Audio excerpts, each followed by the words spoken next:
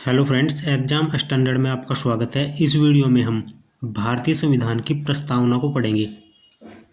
प्रस्तावना किसी भी संविधान का महत्वपूर्ण भाग होता है और प्रस्तावना में संविधान निर्माताओं का विजन दर्शन दिखाई पड़ता है तथा साथ ही संविधान के लक्षणों और उद्देश्यों का भी पता चलता है। इसलिए प्रस्तावना को उद्देशिका कहा जाता है। प्रस्तावना में संविधान निर्माताओं का राष्ट्र निर्माण के प्रति दृष्टिकोण दिखाई पड़ता है, समाज निर्माण के प्रति दृष्टिकोण दिखाई पड़ता है तथा नागरिक निर्माण के प्रति दृष्टिकोण परिलक्षित होता है। भारतीय संविधान में संविधान निर्माताओं की इसी तरह की दृष्टि देखने को मिलती है। तो फ्रेंड्स, हम इस वीडियो में भारतीय संविधान की प्रस्तावना को बारीकी से पढ़ेंगे और संविधान की प्रस्तावना में कौन कौन से शब्द महत्वपूर्ण हैं और उनको समझेंगे, उनका क्या अर्थ है। तो फ्रेंड्स, आइए भारतीय संविधान की प्रस्तावना को डिटेल से पढ़ते हैं। भारत का संविधान उद्देशिका।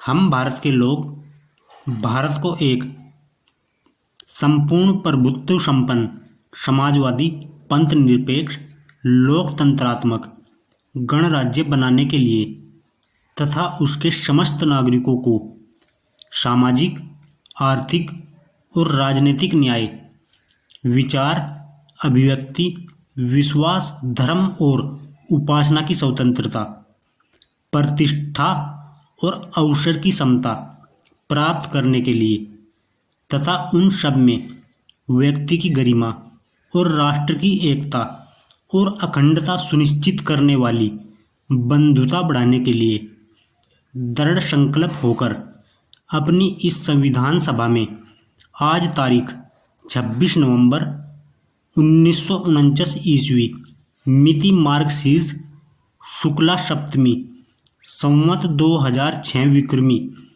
को एतद द्वारा इस संविधान को अंगीकृत, अधिनियमित और आत्मार्पित करते हैं। तो फ्रेंड्स, यह थी संविधान की प्रस्तावना। अब हम संविधान की प्रस्तावना में दिए गए सभी महत्वपूर्ण शब्दों को उनके अर्थ सहित पढ़ेंगे। भारतीय संविधान की शुरुआत हम भारत के लोग शब्दों से शुरू होती है, जो यह दर्शाता है कि संविधान का निर्माण भारत की जनता द्वारा किया गया है। यह वाक्य जनता की सर्वोच्चता और लोकतंत्र की भावना को प्रकट करता है। इसका अर्थ है कि भारत में सर्वोच्च शक्ति जनता के हाथों में है, न कि किसी व्यक्ति या संस्था के पास। संविधान ने जनता को अंतिम शक्ति दी है, जिससे लोकतांत्रिक प्रणाली मजबूत होती है। यह वाक्य भारत के नागरिकों के अधिकार, कर्तव्य और स्वतंत्रता का प्रतीक है, जो देश की एकता और अखंडता को बनाए रखने में सहायक है। संविधान की प्रस्तावना में दिए शब्द संपूर्ण प्रभुत्व संपन्न का अर्थ है वह शक्ति जो किसी राष्ट्र को पूर्ण स्वतंत्र राज्य बनाती है। जब कोई देश अपने आंतरिक और बाहरी मामलों में स्वतंत्र होता है तो वह प्रभुत्व संपन्न कहलाता है। 15 अगस्त 1947 से पहले भारत अंग्रेजी साम्राज्य का उपनिवेश था और न ही अपने आंतरिक मामलों में स्वतंत्र था, न ही बाहरी मामलों में। उस समय भारत एक राष्ट्र तो था, लेकिन राज्य नहीं। स्वतंत्रता प्राप्ति के बाद भारत ने संप्रभुता प्राप्त की और एक पूर्ण प्रभुत्व संपन्न राज्य बना, जो बाहरी हस्तक्षेप से मुक्त होकर अपने निर्णय स्वयं ले सकता है। संविधान की प्रस्तावना में दिया शब्द समाजवादी। समाजवादी राज्य वह है जहाँ कार्यों का उद्देश्य किसी व्यक्ति या वर्ग का विशेष लाभ नहीं, बल्कि संपूर्ण समाज का कल्याण होता है। इसमें समाज को प्रधानता दी जाती है, न कि किसी व्यक्ति को। स्वतंत्रता के बाद भारत में समाजवादी सिद्धांतों को लागू करने के लिए कई संस्थाओं का राष्ट्रीयकरण किया गया। वर्ष 1969 में 14 बैंकों और 1980 में 6 बैंकों का राष्ट्रीयकरण इसी दिशा में महत्वपूर्ण कदम था। इन प्रयासों का उद्देश्य आर्थिक संसाधनों पर समान वितरण सुनिश्चित करना और जनता के व्यापक हितों की रक्षा करना था, ताकि समाज में समता और न्याय की स्थापना हो सके। संविधान की प्रस्तावना में दिया शब्द पंथ निरपेक्षता। पंथ निरपेक्षता का अर्थ है कि राज्य का कोई धर्म नहीं होगा और सभी धर्मों के प्रति समान व्यवहार किया जाएगा। 42वें संविधान संशोधन 1976 में प्रस्तावना में पंथ निरपेक्ष शब्द जोड़ा गया। इसका उद्देश्य यह सुनिश्चित करना था कि धर्म के आधार पर किसी भी नागरिक के साथ भेदभाव न हो। हर नागरिक को किसी भी धर्म को अपनाने, उसका पालन करने या न करने की स्वतंत्रता है। उपासना और प्रचार का अधिकार भी संविधान द्वारा संरक्षित है। राज्य किसी भी प्रकार की सहायता या निर्णय में धर्म के आधार पर भेदभाव नहीं करेगा, क्योंकि धर्म नागरिकों का निजी विषय है। प्रस्तावना में दिया गया शब्द लोकतंत्रात्मक। लोकतंत्रात्मक का अर्थ है जनता का, जनता के लिए और जनता द्वारा शासन। इसमें वयस्क मताधिकार के माध्यम से चुनी गई सरकार होती है। अब्राहम लिंकन के अनुसार लोकतंत्र जनता की भलाई के लिए जनता द्वारा संचालित शासन है। भारत में हर 5 वर्ष में चुनाव होते हैं, जिससे सरकार बदलने या चुनने का अवसर मिलता है। सच्चे लोकतंत्र में केवल जनता द्वारा चुनी गई सरकार ही नहीं, बल्कि उसका रवैया भी जनहितकारी होना चाहिए, अन्यथा लोकतंत्र भीड़तंत्र में बदल सकता है।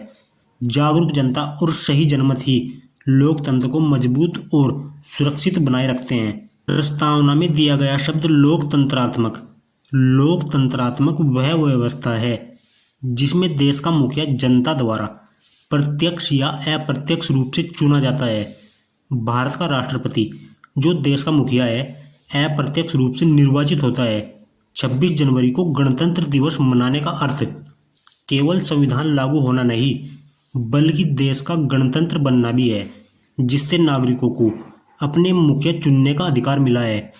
हर गणतंत्र लोकतांत्रिक होता है, लेकिन हर लोकतंत्र गणतंत्र नहीं। जैसे इंग्लैंड और जापान लोकतांत्रिक हैं, परंतु राज्यतंत्र होने के कारण गणतंत्र नहीं, क्योंकि उनके मुखिया वंशानुगत रूप से नियुक्त होते हैं, चुने जाते हैं। प्रस्तावना में दिया गया सामाजिक न्याय।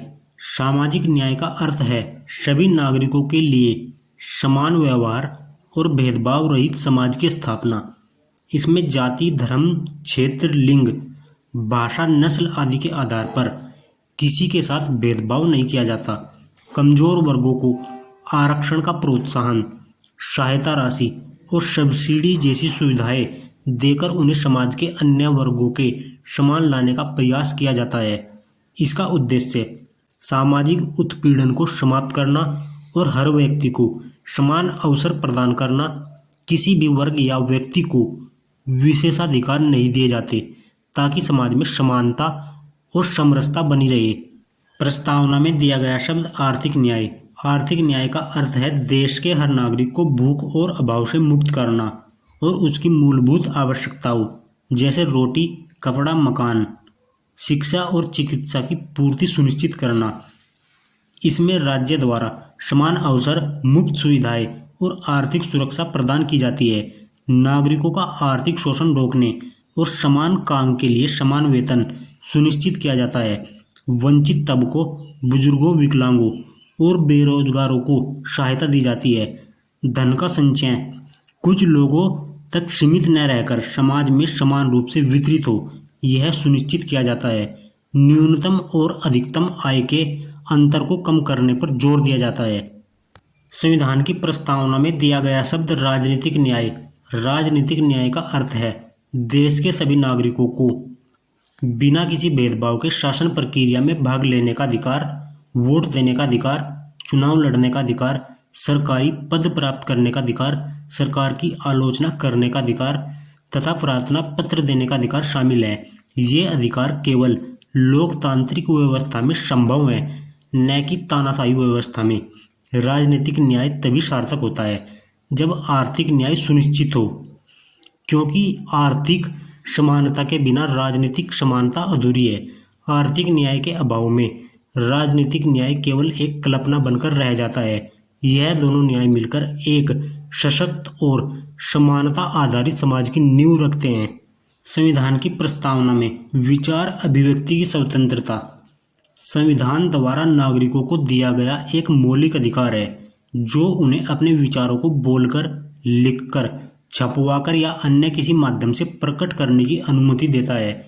इसमें प्रिंट और इलेक्ट्रॉनिक मीडिया की स्वतंत्रता भी शामिल है, जो संविधान के अनुच्छेद 19(1) के तहत यह अधिकार स्थल जनमत के निर्माण और सरकार पर लोकतांत्रिक नियंत्रण बनाए रखने के लिए आवश्यक है। यह अधिकार न केवल लोकतांत्रिक सरकारों को जवाबदेह बनाता है, बल्कि तानाशाही प्रवृत्तियों को भी चुनौती देता है। यही कारण है कि सरकारें अक्सर इस अधिकार से भयभीत रहती हैं, क्योंकि यह जनता की शक्ति का प्रतीक है। संविधान ने नागरिकों को विश्वास, धर्म और उपासना की स्वतंत्रता प्रदान की है, जिसके तहत वे किसी भी विचारधारा को, जैसे समाजवादी, पूंजीवादी या अन्य में विश्वास रख सकते हैं। उन्हें किसी भी इष्ट देवता, धर्म या पूजा पद्धति को अपनाने या न अपनाने का पूरा अधिकार है। यह स्वतंत्रता न केवल धर्म के पालन की अनुमति देती है, बल्कि व्यक्ति को अपने विश्वासों को बदलने या उन्हें छोड़ने का अधिकार देती है। इस अधिकार का उद्देश्य धार्मिक और वैचारिक विविधता को सम्मानित करना है, जैसे कि पंथ निरपेक्षता के सिद्धांत में स्पष्ट रूप से व्यक्त किया गया है। संविधान की प्रस्तावना में निहित शब्द प्रतिष्ठा और अवसर की समता का अर्थ है कि संविधान के तहत सभी नागरिकों को समान अधिकार और अवसर मिलते हैं, चाहे उनकी जाति, धर्म, क्षेत्र, लिंग, भाषा या समुदाय कुछ भी हो। प्रतिष्ठा की समता का तात्पर्य है कि प्रत्येक व्यक्ति को गरिमा और सम्मान के साथ जीवन जीने का अधिकार है और किसी को भी किसी की मानहानि करने का अधिकार नहीं है। अवसर की समता का मतलब है कि सभी व्यक्तियों को शिक्षा और रोजगार के अवसर समान रूप से मिलेंगे और नियुक्तियों में भी किसी भी प्रकार का भेदभाव नहीं होगा। नियुक्ति का आधार केवल योग्यता होगा, न कि किसी की पहचान। संविधान की प्रस्तावना में निहित शब्द गरिमा। संविधान द्वारा प्रत्येक नागरिक की गरिमा को बनाए रखने का प्रावधान किया गया है, ताकि हर व्यक्ति को सम्मान और प्रतिष्ठा के साथ जीने का अधिकार प्राप्त हो। यह नागरिकों के बीच भाईचारे और एकता को बढ़ावा देने का उद्देश्य रखता है, जिससे देश की एकता और अखंडता सुनिश्चित हो सके। 26 नवंबर वर्ष 1949 को संविधान सभा ने इस संविधान को अंगीकृत और अधिनियमित किया और इसे देश के समक्ष समर्पित किया। इस दिन को भारतीय संविधान की स्वीकृति और राष्ट्र की एकता की पुष्टि के रूप में मनाया जाता है, जो नागरिकों के अधिकारों और कर्तव्यों की रक्षा करता है। तो फ्रेंड्स, यह थी भारतीय संविधान की प्रस्तावना उद्देशिका, जिसको हमने पढ़ा और उसमें निहित सभी महत्वपूर्ण शब्दों को उनके अर्थ के साथ जाना। फ्रेंड्स, यदि आपको यह सेशन अच्छा लगा है तो वीडियो को लाइक करें, चैनल को सब्सक्राइब करें। हम आपके लिए ऐसी ही महत्वपूर्ण जानकारियों से संबंधित वीडियो लाते रहेंगे। वीडियो को पूरा देखने के लिए आपका थैंक यू।